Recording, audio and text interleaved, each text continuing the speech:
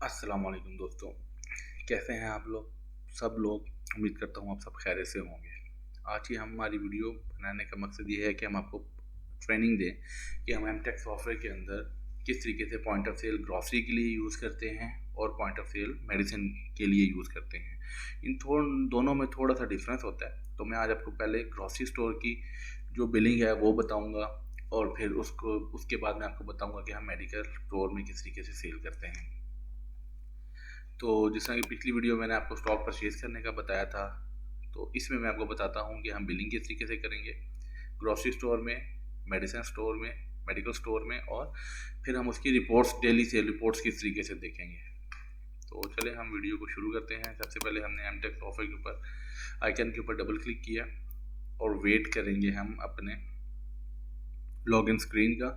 जैसे ही login screen हमारे सामने आएगी तो हम अपनी आईडी लिख के, पासवर्ड लिख के इसको लॉगिन कर देंगे। ठीक है। अच्छा, यहाँ पे देखिए हमारे सामने पॉइंट ऑफ सेल का बटन बना हुआ है। इस बटन को हम क्लिक करेंगे तो भी हमारी login screen point of sale की हमारे सामने आ जाएगी। और अगर इस बटन को हम नहीं करते तो ट्रांजैक्शन में हम पीओएस का हमारा ये बटन बना हुआ है, इसको हम क्लिक करेंगे तो यहाँ पे भी हमारी आईडी आ जाएगी। आपके जो भी यूज़र आईडीज़ होंगी और पासवर्ड होंगे वो आप आईडी और पासवर्ड देके लॉगिन का बटन दबाएंगे तो हमारा पीओएस ओपन हो जाएगा। अच्छा, इसमें हमने लास्ट टाइम, आपको याद होगा, जब हमने आइटम फाइल बनाई थी तो उसमें हमने एक आइटम का कोड दिया था।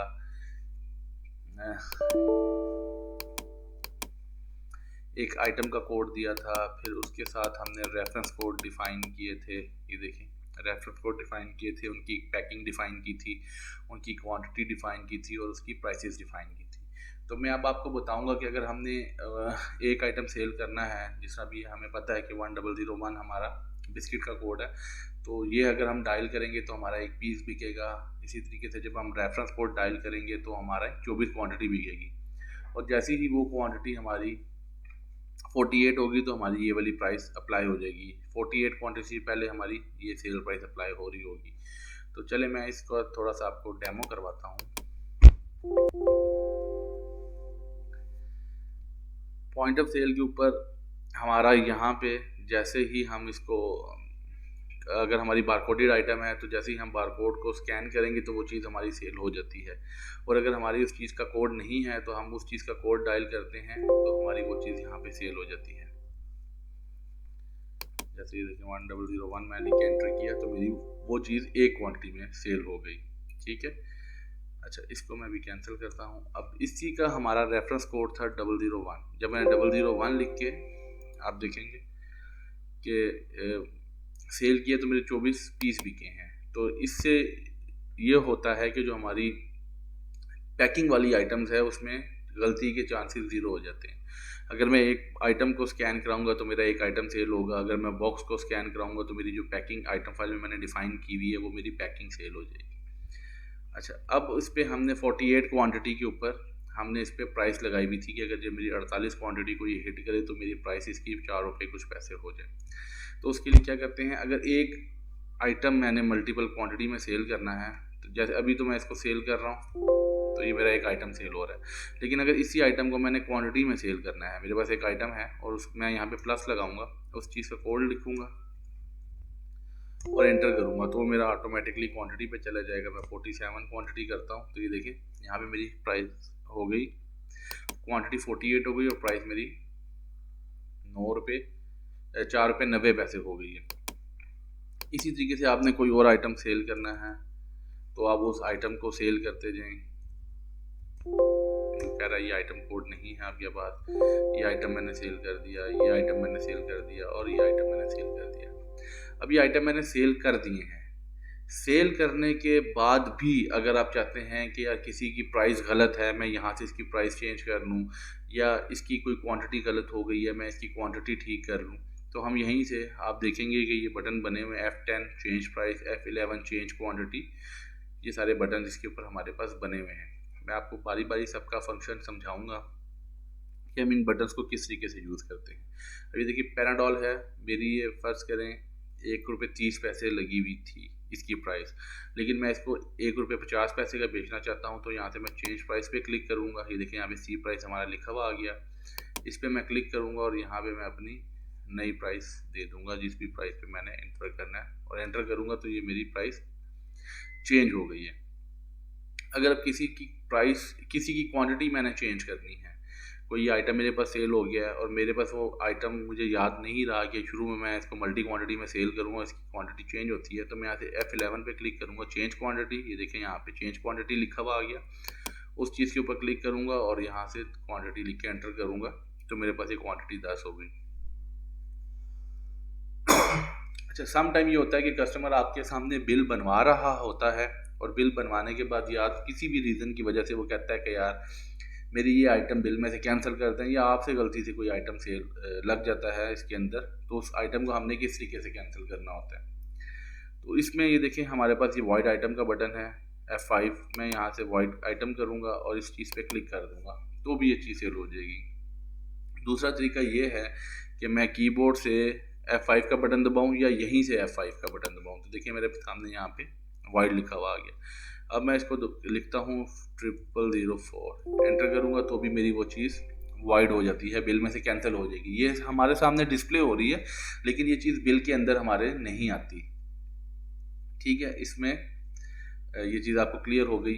अच्छा, इसके बाद हमारा अगर बिल फाइनल होता है तो मैं यहाँ पे जब तक हमारा कर्सर है हम चीज़ को स्कैन करवाएंगे, उसका कोड लिखेंगे, या अगर कोई चीज़ ऐसी है जो हमें उसका कोड नहीं है और उसका बारकोड भी नहीं है और आइटम कोड भी हमें याद नहीं है, तो उसको हम फिर नाम से सर्च करते हैं। उसके लिए हम ये स्लैश डालते हैं और उस चीज़ का नाम लिखते हैं। देखिए जैसे मैंने DL लिखा तो उसने दाल चना खुद ही उठा ली। मैं यहाँ पे एंटर करूँगा। अगर ये मुझे एक से ज़्यादा क्वांटिटी में सेल करनी है तो मैं यहाँ पे प्लस लगा दूंगा और एंटर करूँगा तो कर्सर मेरा क्वांटिटी पे चला जाएगा। अगर मैंने एक ही क्वांटिटी सेल करनी है तो मुझे प्लस लगाने की ज़रूरत नहीं है, मैं सिंपल एंटर दबाऊंगा, मेरी वो क्वांटिटी सेल हो जाएगी। तो मैंने ये 2 बैग सेल करने हैं, मैं एंटर करता हूँ, ये 2 पे एंटर किया और ये मैंने सेल कर दिया। अगर आपको किसी भी चीज़ का नाम याद नहीं है, आप चाहते हैं कि जितनी भी आपके पास आइटम हैं वो सारी डिस्प्ले हो जाएं, तो मैं यहाँ पे स्लैश का बटन दबा के एंटर दबाऊंगा तो मेरे सामने जितनी भी आइटम्स हैं वो सारी डिस्प्ले हो जाती हैं। अब मैंने इसको देखें, अब इस पे मैंने इसको एक ही क्वांटिटी में सेल करना है तो मैं सिंपल एंटर करूँगा तो वो चीज़ मेरे पास सेल हो गई। ये देखिए पहले मेरे पास ये चीज़ सेल हुई हुई थी, इसने इसकी क्वांटिटी को 2 कर दिया। और जब ये बिल हमने फाइनल करना होगा तो हम एंटर करेंगे तो ये हमारे पास पेमेंट पे आ जाएगा। जितनी भी पेमेंट उस कस्टमर ने दी वो पेमेंट हम यहाँ पे लिखेंगे और एंटर का बटन दबा देंगे तो हमारा बिल ऑटोमेटिकली निकल आएगा और हमें बता देगा कि हमने कितनी जो है वो इसको पैसे वापस करने हैं, और बिल के ऊपर भी ये सारी इन्फॉर्मेशन आ रही होगी। ठीक है, ये इस तरीके से हमारा बिल बनता है। अब मैं एक कोई चीज़ सेल करता हूँ, अगर वो बारकोडेड आइटम है तो सिंपल आप बारकोड स्कैन कराएंगे तो वो चीज़ इस तरीके से सेल हो जाएगी। अब मैंने ये चीज़ सेल की, ठीक है, यहाँ पे अब ये देखें मैंने इसके 800 रुपीज़ लिखे और ये चीज़ मेरे पास इसका बिल निकल आएगा और ये चीज़ फाइनल होगी। दोबारा एंटर करने पे ये मेरा डिस्प्ले जो है ये क्लियर हो जाएगा। अब ये बंदा मुझसे आटा लेके गया और वो मुझे कहता है कि यार ये मैंने नहीं लेना, आप इसको वापस कर लें। ठीक है, बिल बन गया। जो वाइड हमने किया वो बिल बनते जब बन रहा था उसके दरमियान में वाइड हम करते हैं। जब बिल हमारा फाइनल हो जाता है वो कस्टमर बेशक स्टोर के अंदर है या स्टोर से बाहर चला जाता है तो हमने उसको क्या करना है कि यहाँ से F6 का बटन दबाएंगे या ये रिफ़ंड आइटम का बटन दबाएंगे। ये देखें यहाँ पे रिफ़ंड लिखा हुआ आ गया, उस चीज़ का कोड लिख के एंटर करेंगे और कितनी क्वांटिटी रिफ़ंड करनी है, जितनी भी क्वांटिटी आपने रिफ़ंड करनी है वो एंटर करेंगे। अब देखें कि हमारे यहाँ पे इसके साथ -800 आ गया कि अब हमने इसको 800 रुपये देने हैं और ये बिल की जो आइटम की जो बैकग्राउंड है वो रेड हो गई। मैं सिंपल एंटर पे पेमेंट करूँगा, एंटर करूँगा, पेमेंट पे आ जाएगा, दोबारा एंटर करूँगा, यहाँ से मेरा बिल क्लियर हो जाएगा। अब मैंने ये चीज़ सेल की 1450 रुपये की थी और ये मेरा बिल निकल आया। अब इसी चीज़ को मैंने वापस करना है, रिफ़ंड करना है और ये मैंने ये रिफ़ंड कर दी और वो कहता है कि ये चीज़ वापस ले लें और इसके बदले में मुझे कोई और चीज़ दे दें। तो हमने जो भी चीज़ इसके बदले में उसको देनी है वो चीज़ हम इसको दे देते हैं। अभी भी देखें हमने इसके 650 रुपये देने हैं और अगर मैंने कोई और चीज़ बनानी है जैसे बिस्किट है तो मैं कहता हूँ कि ये 24 बिस्किट्स मैं इसको दे देता हूँ।